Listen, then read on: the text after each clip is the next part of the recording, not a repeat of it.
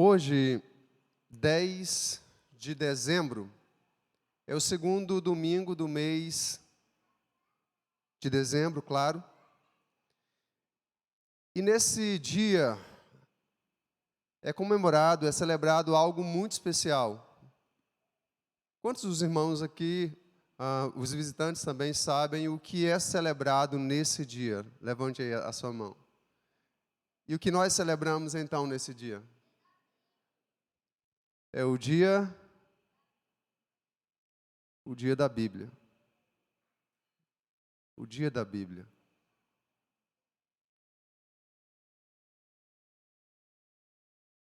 O que é a Bíblia para você? Ela é apenas um aglomerado de livros ou ela tem algum significado muito além disto para você?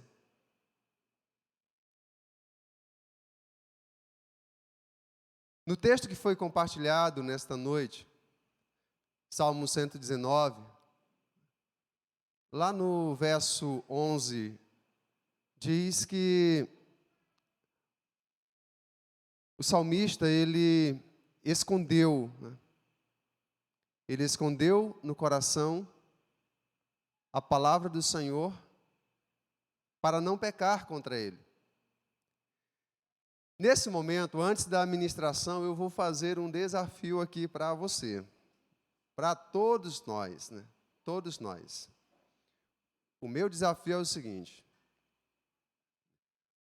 o marido que está aqui vai ter o desafio de citar de cabeça um único versículo da Bíblia para a sua esposa, a esposa para o marido.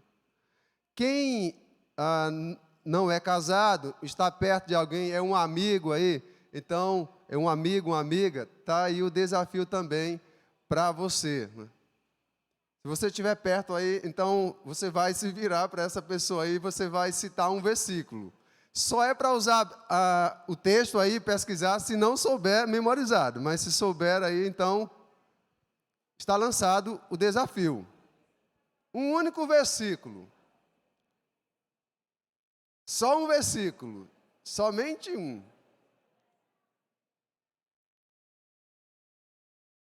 Que Deus ajude você a lembrar de João, pelo menos João 3,16. Um versículo, né? Um versículo. Citou o versículo todo? Está certinho mesmo? Um versículo.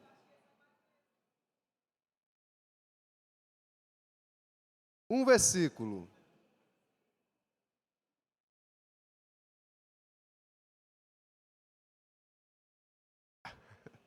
Pois ela pode usar a Bíblia e falar para você. Se não souber de cabeça, aí pode usar a Bíblia aí.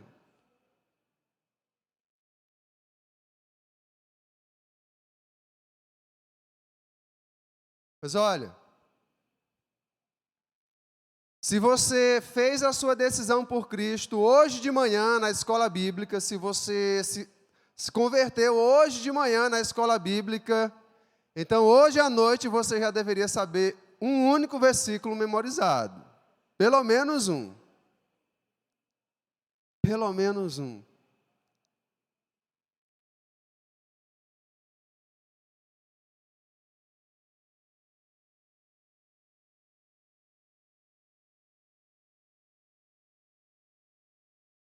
Pastor, eu não sei ler.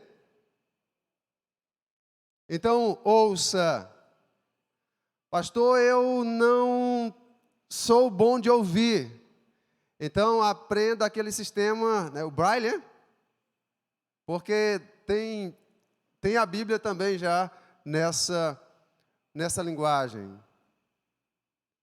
De toda forma, nós somos ricamente abençoados pela a quantidade de versões que temos da palavra do Senhor e, é claro, pelo acesso tão fácil que nós temos da palavra do Senhor.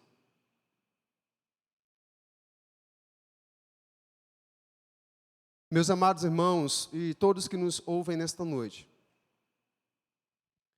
Esse livro, Pedro Levi, faça favor aqui.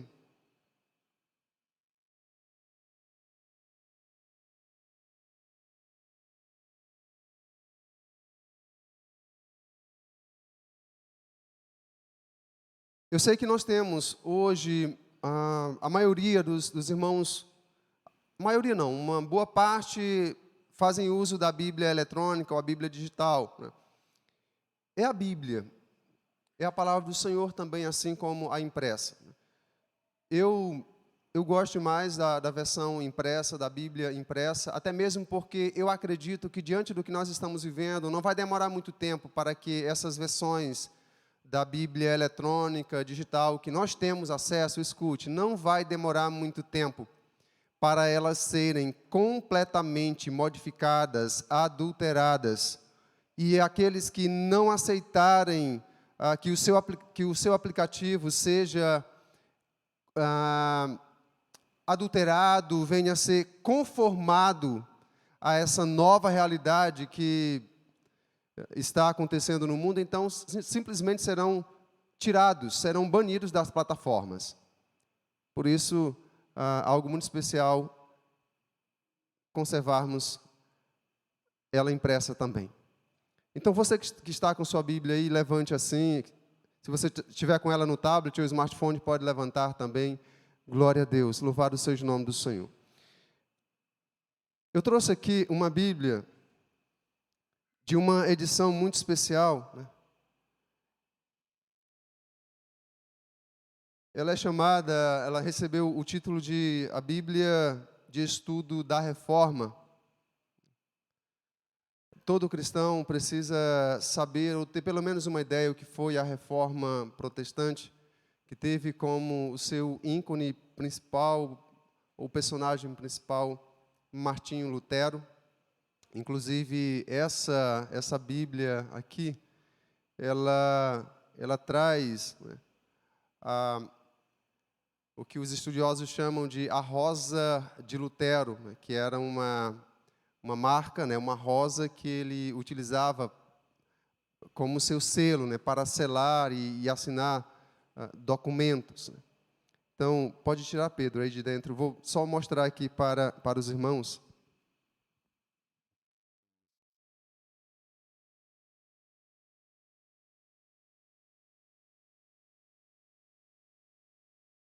Pode mostrar. Então, esta Bíblia aqui, eu sei que para o pessoal que está lá atrás não dá para visualizar muito, mas depois, ao final do culto, se você quiser olhar de forma mais tocar, né, e ver os detalhes, mas é uma versão da Bíblia muito bonita, né, o seu acabamento, como eu disse, no centro aqui ela traz a rosa de Lutero como selo que ele utilizava, e bem no centro dessa rosa, né, de Lutero tem a imagem, né, a representação de um coração, e no centro desse coração está a cruz, obrigado Pedro, está a cruz vazia.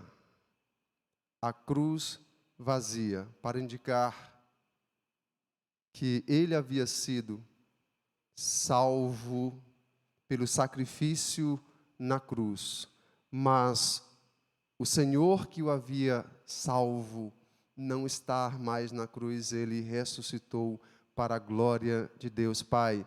E a cruz no centro do coração para indicar que ele carregava essa imagem no centro do seu coração. Meus amados irmãos, esse livro tão especial que você levantou, que você carrega consigo, que você tem lá em sua casa, muitos de nós temos mais de uma Bíblia. Tem casas que tem ali 5, 6, 7, 8, 10 exemplares da Bíblia. Esse livro tão especial, esse livro sagrado, ele começou a ser escrito por volta do ano 1250 antes de Cristo. por volta do ano 1250 antes de Cristo. E somente ficou completo por volta do ano 100 depois de Cristo. Deus utilizou mais de 40 autores para que esse livro viesse a ser escrito.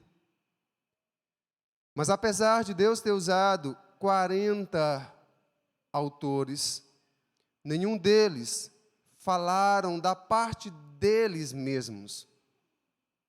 Muito pelo contrário, eles receberam de Deus a mensagem que deveriam registrar.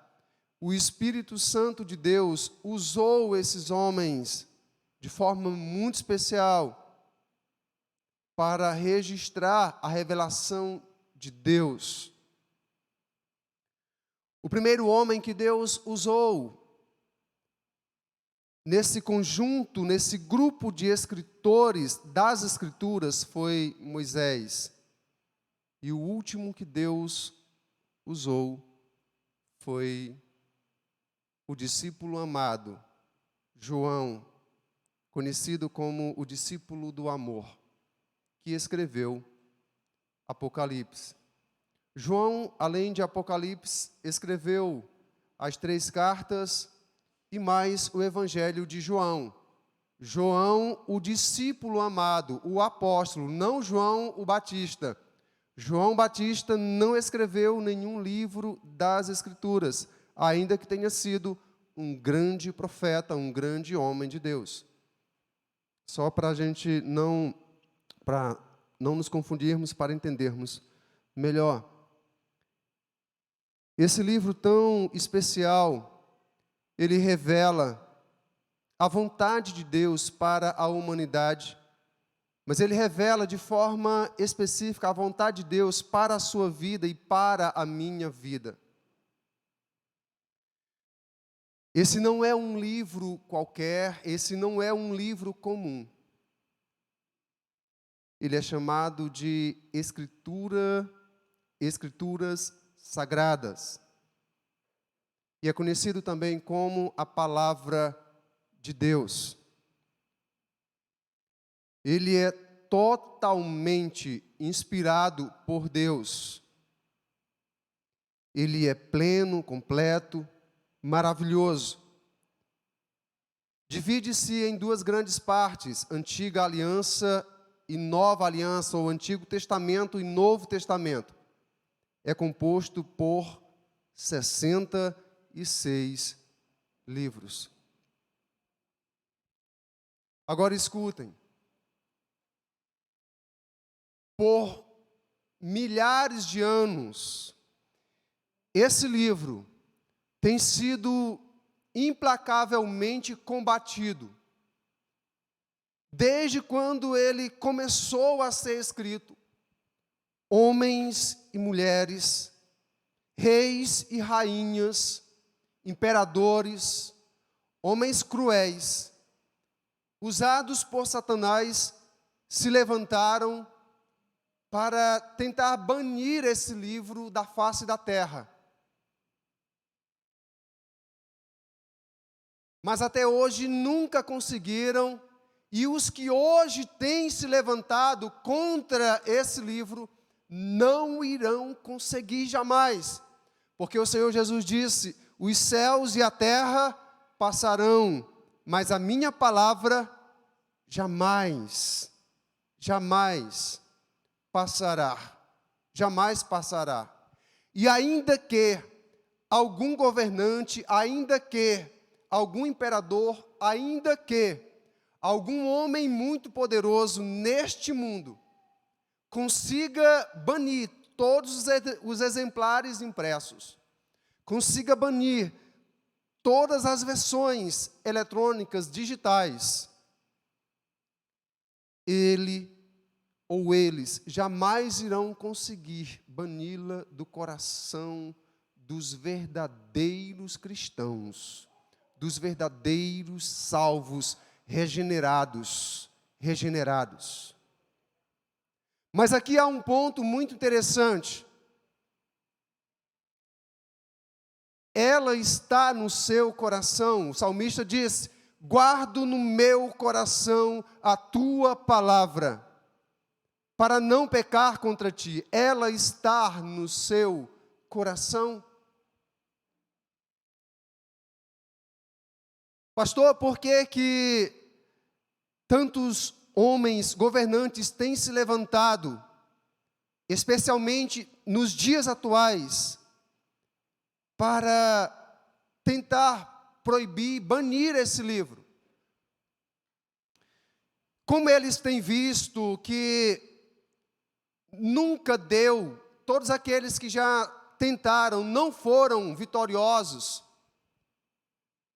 nessa tentativa de banir as Escrituras, Satanás tem influenciado eles e dado a eles uma nova estratégia. Qual é?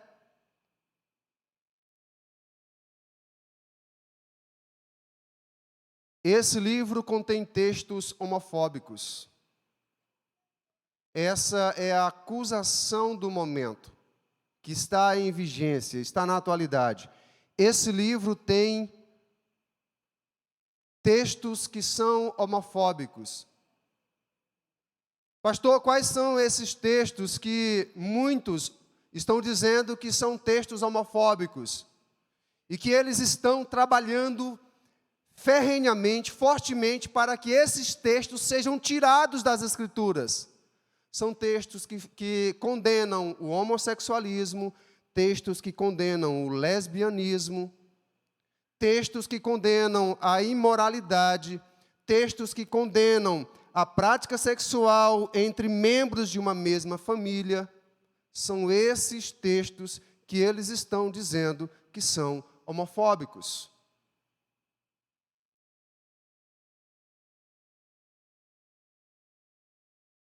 Não importam o que venham fazer, não importam o que tentem fazer. A verdade das Escrituras é inalterável, ela é soberana, ela é absoluta.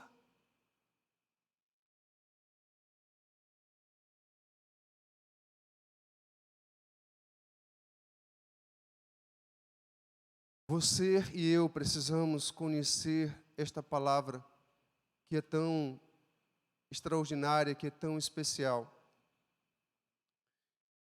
E agora eu convido toda a igreja, todos nós, para nós vermos e analisarmos 3 qualidades extraordinárias na vida de um cristão da palavra. Um cristão da palavra. Um homem que é realmente forjado pela palavra. Uma mulher que realmente é forjada pela palavra.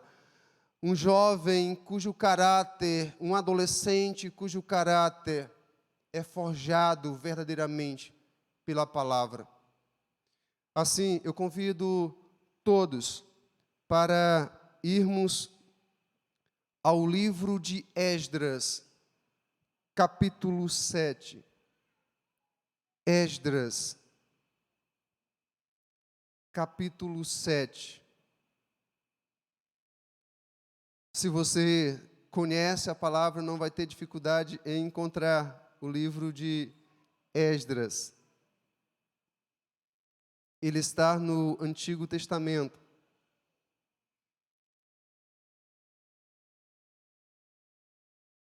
Esdras fica próximo aí ao livro de Neemias. Se você não estiver encontrando, então vá lá no índice da sua Bíblia e está lá o livro de Esdras.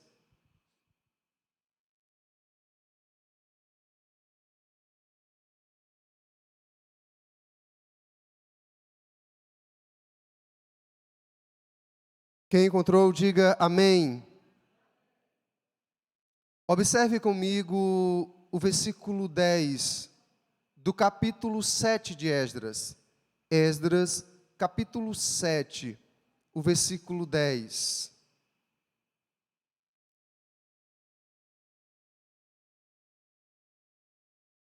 Eu acho que nós vamos passar, aí vou fazer uma experiência, nós passarmos um mês sem a projeção, para ver como é que fica essa questão do nosso contato com as Escrituras. Esdras, capítulo 7, versículo 10. Na versão Nova Almeida atualizada, diz assim: porque Esdras pôs no coração o propósito de buscar a lei do Senhor, cumpri-la e ensinar em Israel os seus estatutos e os seus juízos. Coloca o texto na versão NVI e eu vou convidar a igreja para lermos juntos, em uma só voz, mais uma vez, o versículo 10. Vamos lá, todos juntos? 1, 2, 3, já?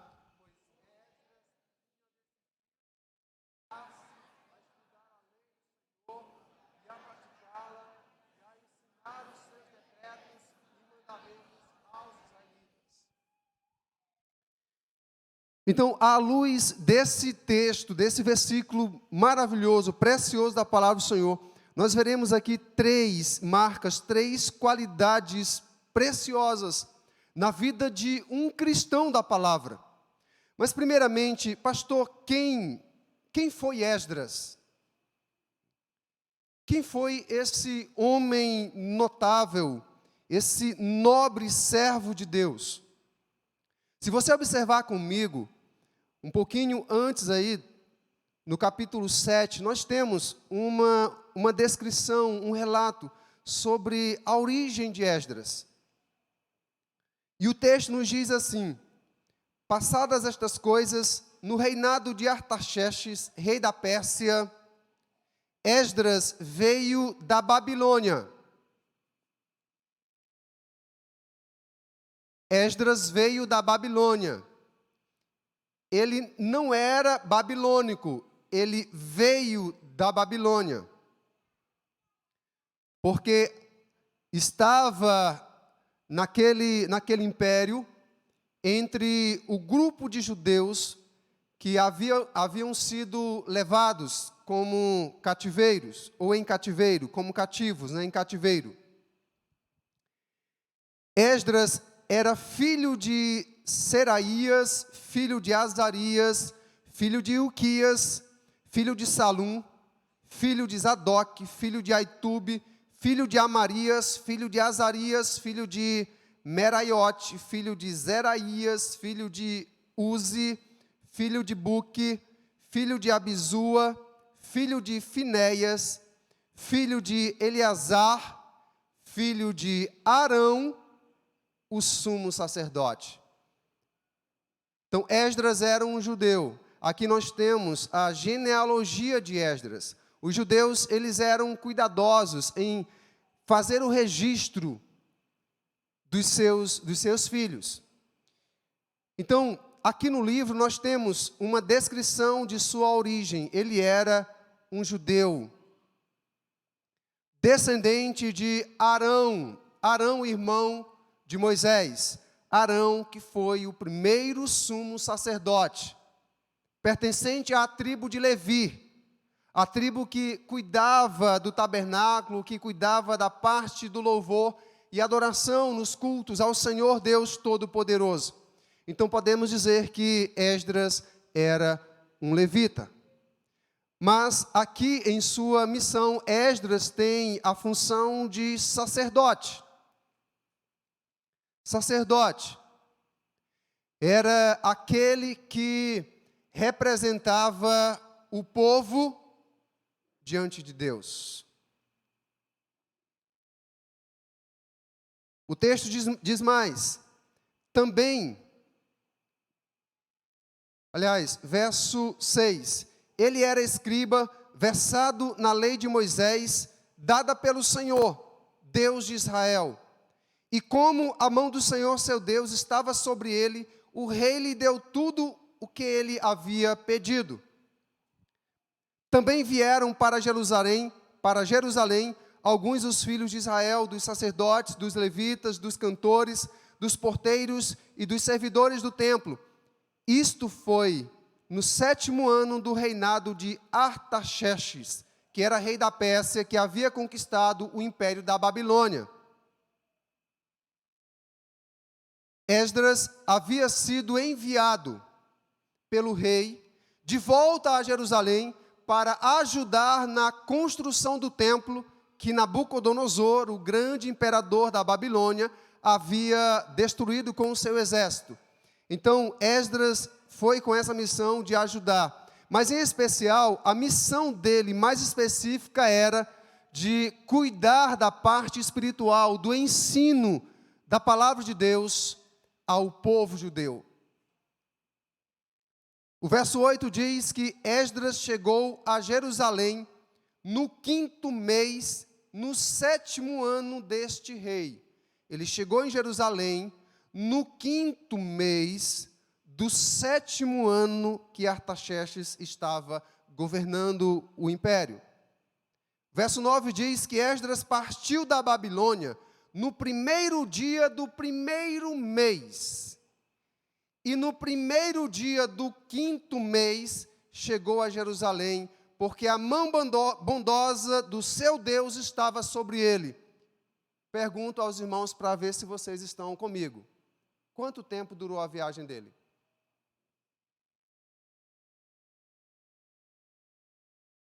Quanto tempo durou a viagem deles? Os irmãos leram o mesmo texto que eu. Ele saiu, ele partiu da Babilônia, verso 9, no 1º dia do 1º mês. Vamos supor que ele partiu no dia 1º de janeiro. Ele chegou no 1º dia do 5º mês. Então, quantos meses durou a viagem dele? 4 meses, irmãos. Se ele tivesse chegado no dia 30 ou 31 do 5º mês, aí sim. Mas ele chegou no 1º dia do 5º mês. Então, foram 4 meses de viagem.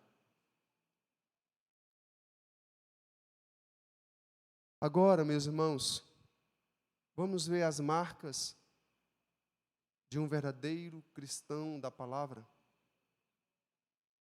Não de alguém que apenas desperdiça a sua vida, passando uma vida inteira, participando de cultos, de missas, de rezas, de orações,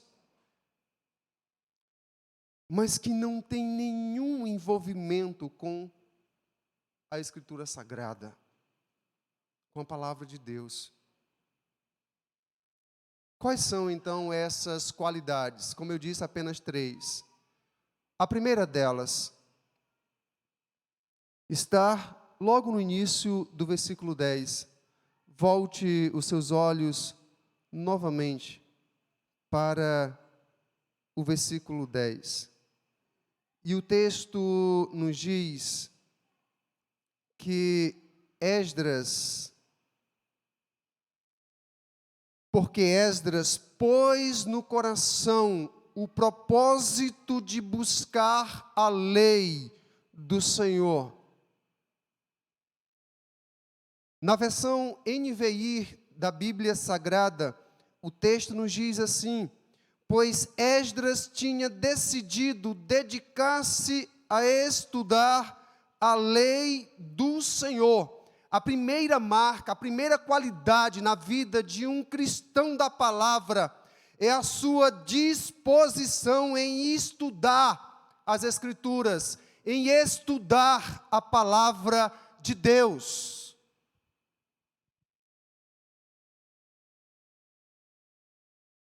Esdras tinha essa disposição em estudar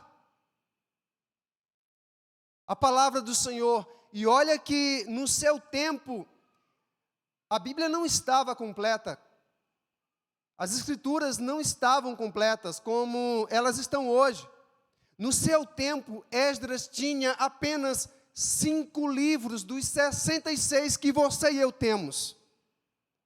Ele tinha apenas 5 livros. E isso revela algo sobre nós, porque é o seguinte: quando nós temos pouco, parece que nós valorizamos muito mais. Isso parece ser um princípio da vida. Quando nós temos pouco, nós valorizamos muito mais. Mas quando nós temos em abundância, então nós passamos a desprezar.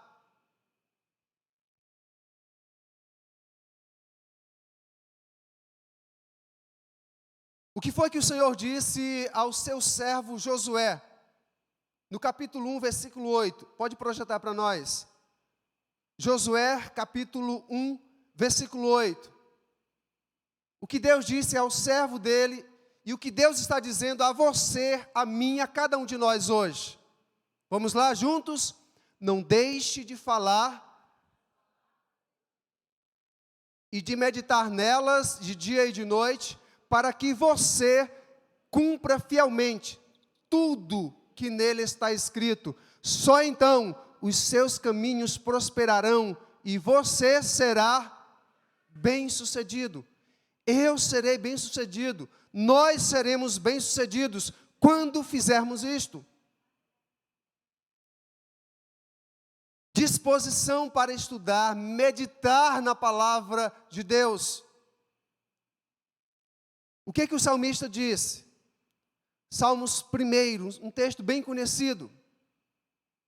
Como é feliz aquele que não segue o conselho dos ímpios, não imita a conduta dos pecadores, nem se assenta na roda dos escarnecedores. Ao contrário, sua satisfação está aonde? E na sua lei. Disposição para estudar, meditar na lei do Senhor. No Salmo 119, verso 16, texto que já foi lido, o salmista diz que ele tem prazer. Ele tem prazer em quê? Ele tem prazer na lei do Senhor, na palavra do Senhor. Ele está dizendo que não se esquece da palavra do Senhor. Mas quantos de nós só lembramos dela no domingo, quando temos que vir ao templo? Durante os outros dias, ela fica esquecida. Você não pega. Você não lê um único capítulo dela, não lê um único versículo dela. Durante 6 dias da semana. Você lembra dela no 7º dia.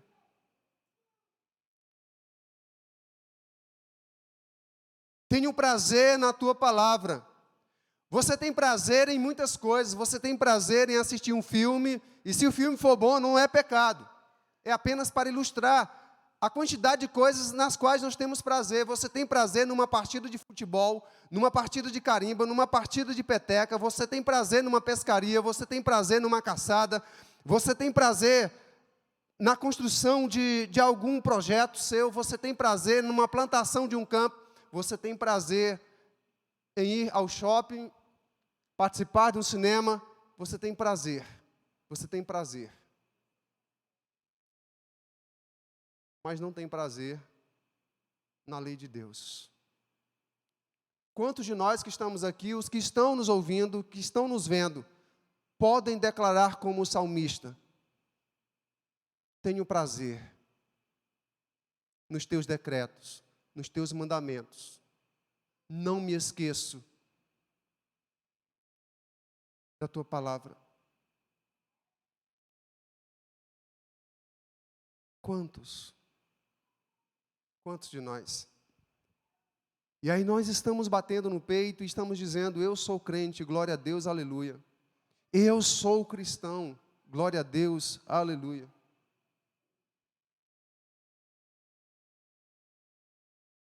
Quantos de nós nem sequer entendemos isto?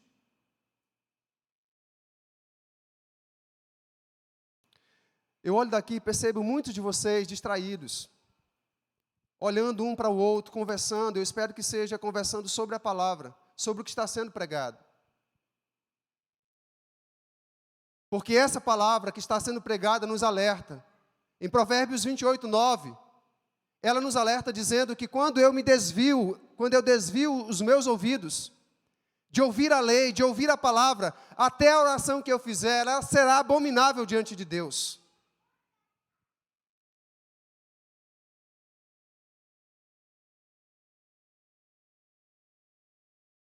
Esta é a palavra de Deus, por meio da qual você e eu fomos gerados, você e eu fomos resgatados das trevas. Esta é a palavra por meio da qual você e eu podemos ser santificados, conforme a oração de Jesus em João capítulo 17, verso 17. Santifica-os na palavra, a tua palavra é a verdade. Não existe outra forma de você e eu sermos santos. Não existe outra forma de você e eu servirmos a Deus com integridade e verdade, que não seja por meio da sua palavra. Deus não aceita de você e de mim nada, absolutamente nada, que seja contrário à palavra de Deus, que seja contrário ao que Ele revelou a você e a mim nesse livro.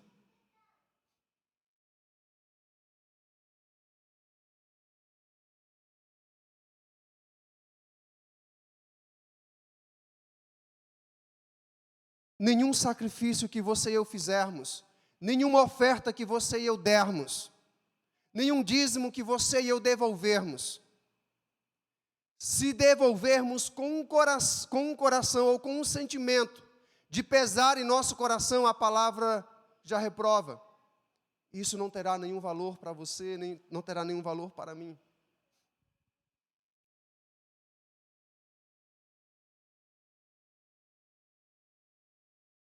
Todos os anos nós temos um desafio que tem sido realizado em nossa igreja. Geralmente no final de cada ano nós lançamos esse desafio que é intitulado A Bíblia Dia a Dia, a leitura completa da Bíblia em um ano. E aqui nós temos muitos irmãos que já participaram desse desafio e já completaram a leitura, pelo menos uma vez. Alguns já completaram a leitura 2 vezes, 3, tem gente que já leu 5 vezes. Deixa eu só mostrar que eu não estou enganado. Quantos já leram, participando desse desafio, já leram pelo menos uma vez aí? Levante a sua mão, os que já leram pelo menos uma vez. Então nós temos vários irmãos que já fizeram isso.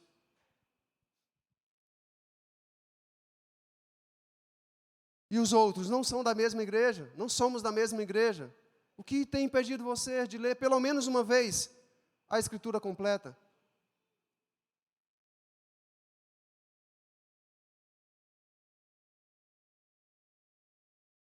Agora,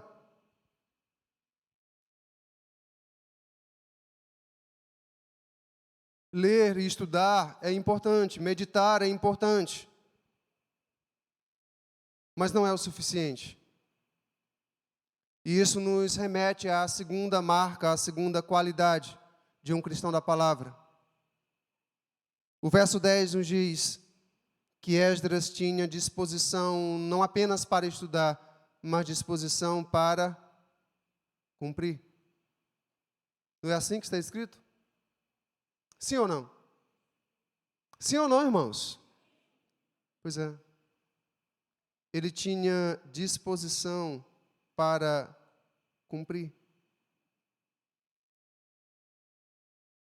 para praticá-la. Então, a segunda marca, a segunda qualidade, disposição para obedecer. Disposição para obedecer. Obedecer é aplicar a palavra de Deus em nossas vidas. Você sabe o que esta palavra diz sobre aqueles que apenas ouvem a mensagem, mas não praticam, não obedecem? Tiago, irmão do Senhor Jesus, nos mostra isso. Capítulo 1, a partir do verso 22 até o verso 25. Pode projetar, eu quero que os irmãos vejam esse texto. Olha o que está escrito. Pode colocar na NVI mesmo. Sejam praticantes da palavra. E o quê? Enganando a vocês mesmos. Aquele que ouve a palavra, mas não a põe em prática, é semelhante a um homem que olha a sua face num espelho e depois de olhar para si mesmo, sai e logo esquece a sua aparência. Mas o homem que observa atentamente a lei perfeita, que traz a liberdade, e persevera na prática dessa lei, não esquecendo o que ouviu, mas praticando-o, será o quê? Feliz naquilo que fizer. Será feliz naquilo que quiser. O apóstolo Paulo, na sua carta aos Romanos, capítulo 2, versículo 13, nos exorta, pode projetar também. Porque não são os que ouvem a lei, que são justos aos olhos de Deus, mas os que obedecem à lei, estes serão declarados justos. Estes serão declarados justos, justificados, perdoados de todos os seus pecados diante do Senhor. Não apenas os que ouvem, mas os que obedecem. Justificados.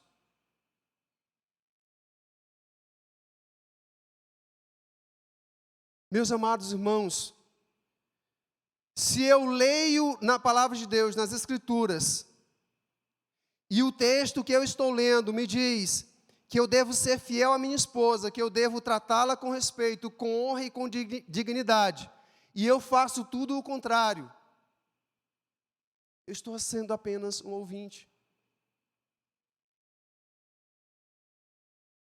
Se diz que eu tenho que honrar e obedecer meus pais, e eu faço tudo o contrário, eu estou sendo apenas um ouvinte e enganando a mim mesmo.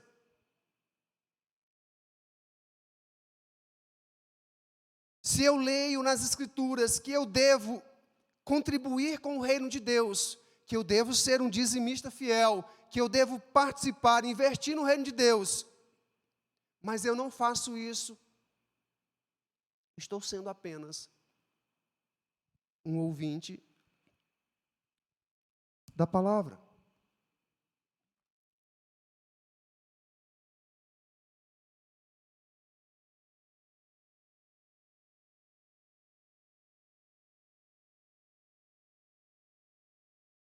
Se eu não pratico essa palavra em meus relacionamentos, eu estou sendo apenas um ouvinte. Se eu estou sempre tratando as pessoas de uma forma má, com falta de educação, eu estou sendo apenas um ouvinte, perdendo o meu tempo. Se não respeito as autoridades, se desonro meus professores, estou sendo apenas um ouvinte, porque tudo isso a Bíblia me ensina a fazer o contrário, a honrar e não desonrar, a obedecer e não ser desobediente.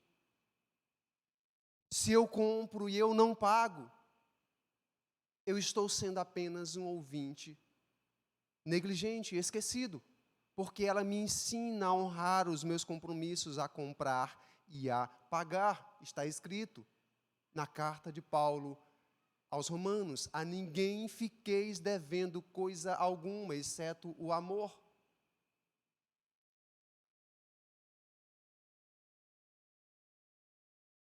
Eu estou compartilhando tudo isso, pode ser uma mensagem um tanto quanto exortativa, talvez dura para você ouvir. Mas eu não estou pregando apenas para você, eu estou pregando primeiramente para mim. Na verdade, antes de pregar para todos vocês, geralmente eu fico 1, 2, 3 horas pregando primeiramente para mim.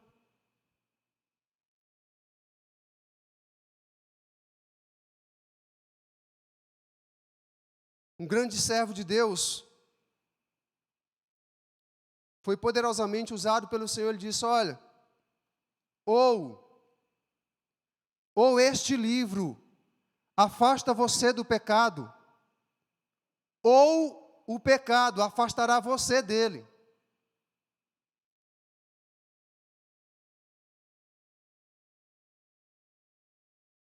Nós precisamos de uma geração que volte a ter prazer na lei do Senhor, que volte a estudar e a obedecer à lei do Senhor. Nós precisamos de juniores, amigos de missões, adolescentes, jovens, homens e mulheres, senhores e senhoras, que voltem a estudar, meditar e se esforcem para obedecer à lei do Senhor.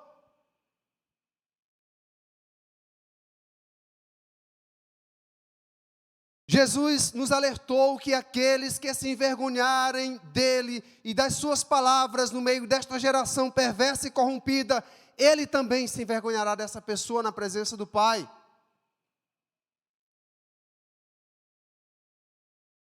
Nunca tive vergonha de levar a Bíblia Sagrada na minha mochila para a escola, durante o tempo de estudante. Nunca tive vergonha de, nos horários vagos ali, eu pegar a minha Bíblia e ficar estudando, meditando nela.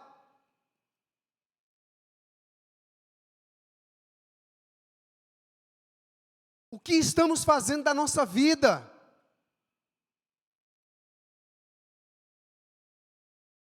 Será que nós achamos que nossas obras, será que nós estamos achando que nossa própria bondade, nossos próprios atos, as coisas que nós estamos fazendo no dia a dia, as coisas que nós fazemos em termos de caridade, será que nós estamos achando que isso vai dar um jeitinho na presença de Deus? E isso vai ser suficiente? Será que nós estamos achando que isso substitui o nosso tempo de estudo e meditação na palavra de Deus? Não poderíamos estar mais enganados, terrivelmente enganados.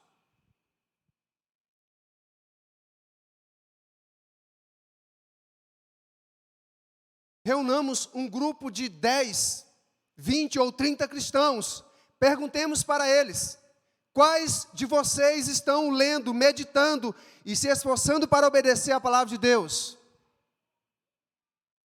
Se nós tivermos o dízimo, 10%, desse número seria 3.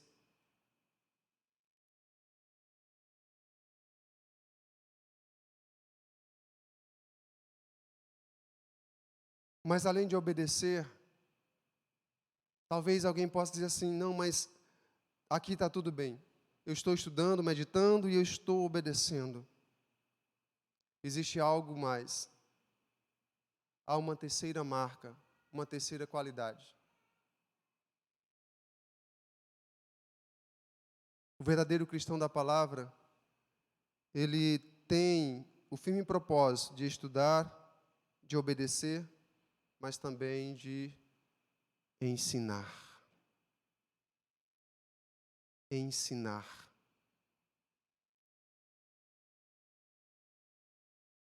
E ensinar em Israel os seus estatutos e os seus juízos.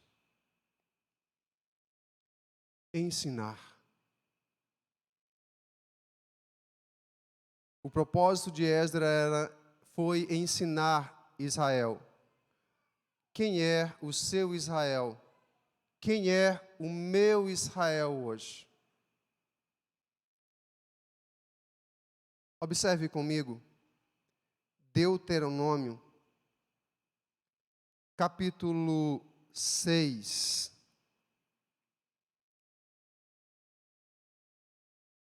Deuteronômio, capítulo 6.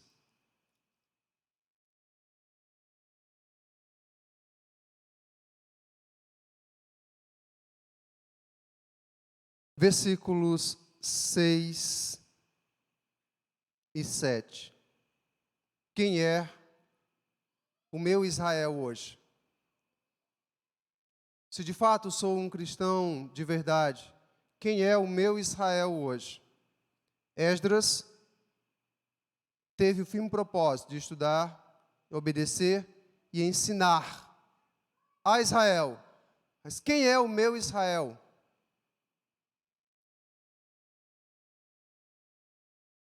Deuteronômio 6, versos 6 e 7. Que todas estas palavras,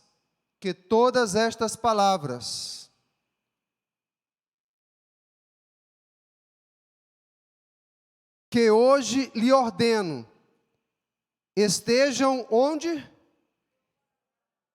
Em seu coração. Ensine-as com persistência a seus filhos. Converse sobre elas quando estiver sentado em casa, quando estiver andando pelo caminho, quando se deitar e quando se levantar. Quem é o meu Israel hoje? O meu Israel hoje começa com a minha casa. Aqueles que estão bem próximo a mim. Os filhos, o cônjuge. É um dos pontos que descreve o meu Israel hoje.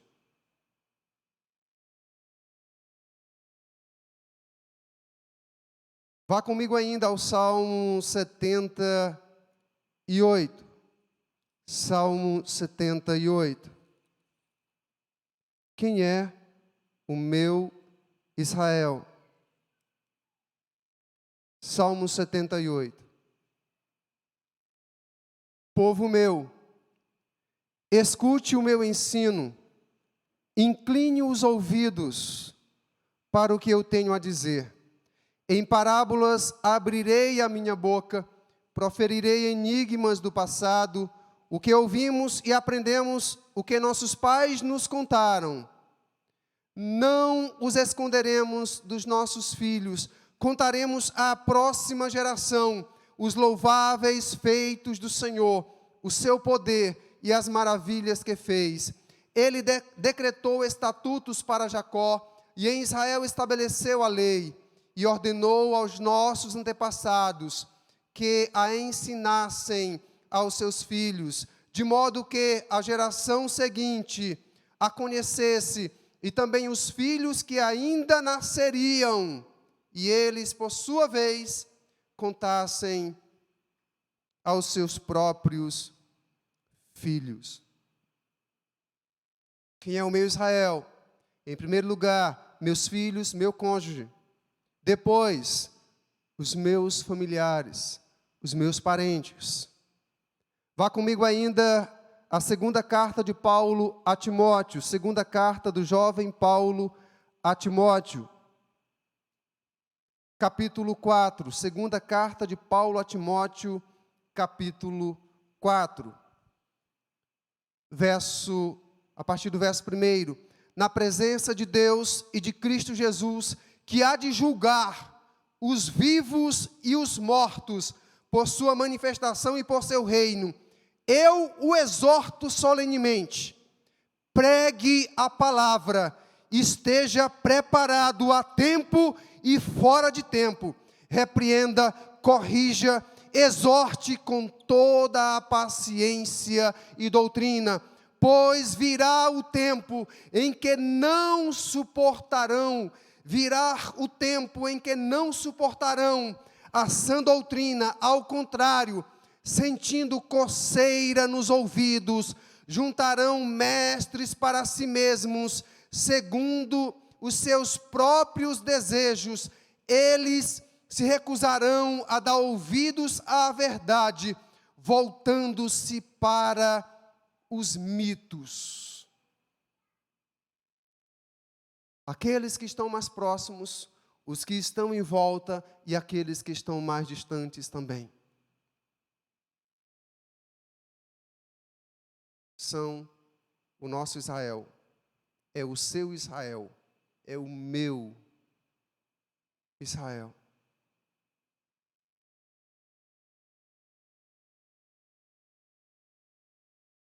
Estudar as Escrituras não é responsabilidade só de pastores e missionários. Obedecê-la não é só responsabilidade de pastores e missionários. Ensiná-la não é só responsabilidade de pastores e missionários, é responsabilidade de cada um de nós, a menos que você não se considere um cristão verdadeiro, um discípulo de Jesus. A menos que você não se considere. Caso você se veja, caso você se descreva como tal, então é sua responsabilidade também, é desafio a você também. Nunca iremos crescer espiritualmente, nunca iremos crescer no relacionamento com Deus, nunca seremos verdadeiros cristãos se não buscarmos ter em nossas vidas essas marcas, essas qualidades. Hoje é o dia da Bíblia e é o primeiro dia da semana. Nós temos aí até o próximo domingo mais 7 dias. Faça o seu desafio. Volte. Se você está fazendo isso, continue fazendo. Persevere, não desista. Se você não está fazendo isso, então faça. Faça. Ou do contrário, você continuará perdendo o seu tempo. Perdendo o seu tempo. Vamos nos colocarmos de pé e certamente pedirmos perdão e misericórdia a Deus pela forma como nós temos lidado com a palavra dele. Tem gente que usa como bancada de assento para não melar o fundo da calça e senta em cima.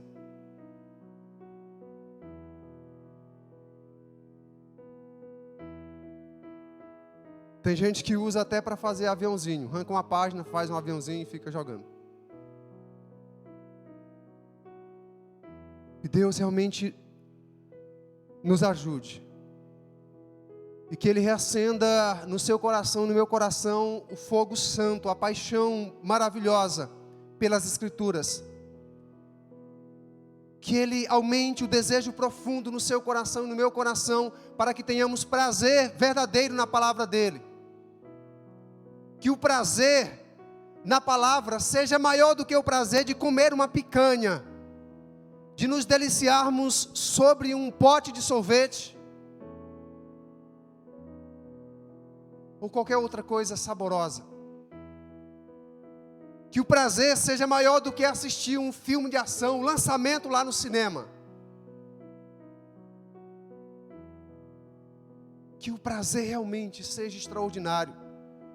Que o Espírito Santo venha nos dar realmente essa paixão santa que nos leve a ler as Escrituras e a chorarmos por sermos confrontados por ela, por causa dos nossos pecados, amargura no coração, incapacidade de perdoar, infidelidade, rebeldia, desobediência, distanciamento de Deus. Que o Espírito Santo realize essa obra. Há alguém nessa noite que deseja entregar sua vida a Jesus ou reconciliar-se com Ele? Aproveite esse momento, nós queremos orar por você. Há alguém em nosso meio que deseja fazer isso nessa noite? Entregar sua vida, seu coração ao Senhor ou reconciliar-se com Ele? Então pode vir à frente, nós vamos orar por você. Alguém puder acompanhar esses que estão vindo? Faça isso, renove o seu relacionamento com o Senhor. Há mais alguém que deseja fazer isso? Gostaria que um dos nossos homens viesse para estar acompanhando aqui o irmão João Paulo. Ele havia falado comigo no início do culto que queria fazer a sua reconciliação hoje. Há mais alguém que queira aproveitar esse momento, essa oportunidade e renovar assim o seu compromisso, seu relacionamento com o Senhor?